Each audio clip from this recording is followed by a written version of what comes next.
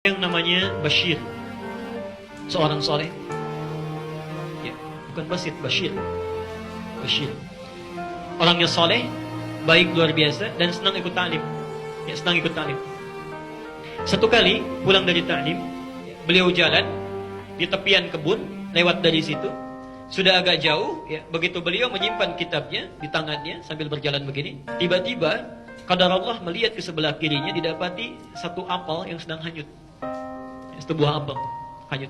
Dan suasana sedang lapar. Diambil oleh beliau, dimakan. Masya Allah.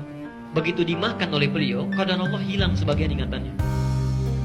Hilang sebagian ingatannya. Bingung, loh kok saya lupa ya dengan yang tadi. Dibaca kitab diingat, lupa lagi. Apa salah saya ini? Apa salah saya? Ingat nasihat Imam Waqi yang pernah disampaikan, ya, Masya Allah. Ya. Maaf, ingat kaidah, bukan nasihat Imam Waqi. Ingat kaidah bahwa sebagian dari ilmu itu adalah pemberian dari Allah, cahaya. Ya. Imam Waqi pernah memberikan nasihat pada Imam Asy-Syafi'i ketika mengadu, ya, jauh setelah masa setelah ini, 150 tahun setelah kejadian ini, lebih bahkan. Ya. Kata Imam Waqi, al-ilmu nurun wa nurullahi la yunzalu ilal asi. Ilmu itu cahaya dan cahaya Allah tidak akan diberikan pada orang yang bermaksiat. Bashir menduga saya telah salah makan apel orang tanpa bertanya dulu dan meminta izin pada pemiliknya. Padahal secara fikih benar. Maka diikuti aliran apel ini, aliran sungainya diikuti, sampai di satu kebun, ditemukanlah pemiliknya, alhamdulillah. Qadarullah, pemilik kebunnya ada di situ. Maka orang ini tiba-tiba langsung minta maaf, ya. Ya Sidi, ya Tuhan mohon maaf, ini saya makan apel Anda tanpa izin Anda. Makan apel Anda tanpa izin Anda. Saya minta maaf. Dan orang pemilik kebun pun ini orang soleh, Masya Allah. Orangnya soleh, tahu hukum, dan tahu kaidah dari Nabi. Kaidah Nabi, jika ada seorang laki-laki yang kau ridhai akhlak dan agamanya, maka segera nikahkan dengan putri. Masya Allah. Kata orang ini, tidak begitu mudah memaafkan orang yang salah. Ada syaratnya. Ada syaratnya, Masya Allah. Mahi, apa itu? Katanya, saya penuhi saat ini juga, Masya Allah. Kata yang punya kebun, Anda mesti nikahi dengan Anda mesti nikahi putri saya. Saya maafkan Anda, syaratnya menikah dengan putri saya. Orang ini bingung. Bingung. Karena tidak siap, tidak tahu kok mesti sedemikian syaratnya. Tapi perhatikan, ketika hukum manusia dipertemukan dengan hukum Allah, orang ini menyimpulkan, Bashir menyimpulkan, tidak apa-apa saya ikuti dalam dunia kemanusiaan, yang penting Allah ridha dengan saya. Daripada saya menghindar, Allah tidak memberikan ridha.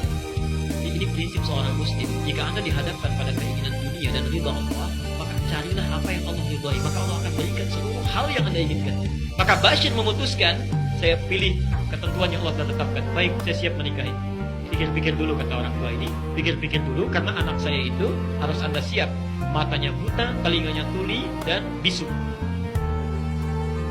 Mata nggak bisa lihat, telinga nggak bisa dengar, mulut nggak bisa bicara. Masih berani nggak, Pak? Nah, orang ini karena sudah mantap dalam jiwanya, ingin ridha Allah, dia katakan, ya, saya siap menikahinya. Kapan? Kata orang tua ini, nggak mau menunggu kesempatan yang lama. Kata pemilik kebun ini, malam ini juga saya nikahkan anak dengan anak saya. Maka tibalah pada malam itu dinikahkan akadnya. Biasanya kalau di Arab malam dinikahkan. Selesai itu silahkan tengok, katanya calon istri. Tengok istri. Masuklah ke satu kamar, ditunjukkan, diketok pintunya, dan mengucapkan salam. Ini adabnya. Memang paham istrinya nggak bisa bicara, tapi tidak ada salahnya mengucapkan salam. Ya mungkin dijawab di hatinya.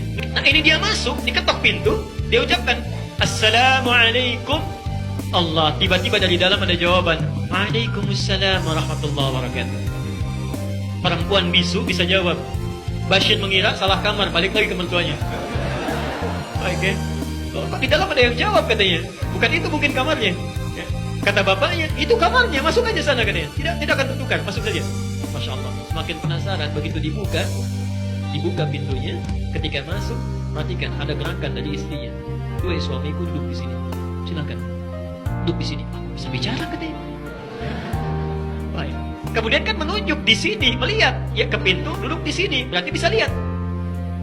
Kalau dia bisa jawab, plus bisa dengar kan? Bisa dengar, bisa jawab, bisa lihat. Semakin aneh orang ini. Allah, apa yang terjadi, katanya? Begitu dibuka hijabnya, Masya Allah, ternyata itu perempuan paling cantik di desanya, yang sangat diperebutkan oleh banyak orang. Tidak diberikan pada ayahnya, menunggu orang soleh datang.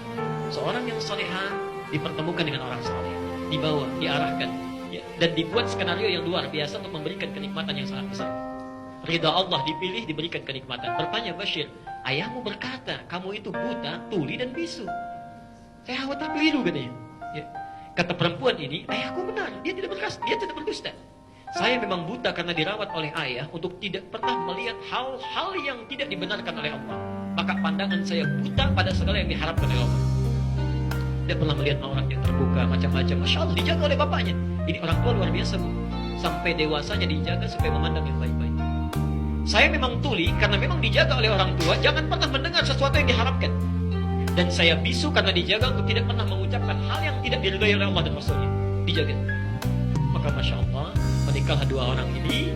Perhatikan, seorang yang belum pernah menikah, kemudian orang yang soleh, dekat dengan Allah, diberikan ujian, dibuat lupa, nyari, dikasih pilihan yang sulit, tapi diikuti hukum Allah. Allah berikan bukan cuma apelnya, kebunnya, pemilik apelnya, plus anak yang punya apelnya. Masya Allah. Seluruhnya Allah berikan. Ya. Tapi jangan jadikan alasan pulang dari sini dan cari apel. Tidak ada hubungannya, tidak ada hubungannya.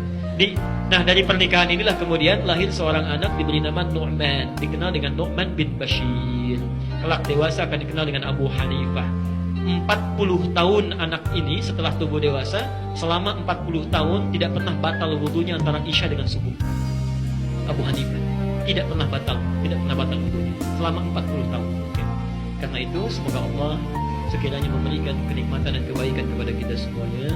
Dan kalau bukan kita, mungkin anak-anaknya atau cucunya yang memunculkan orang-orang soleh baru di masa yang akan datang.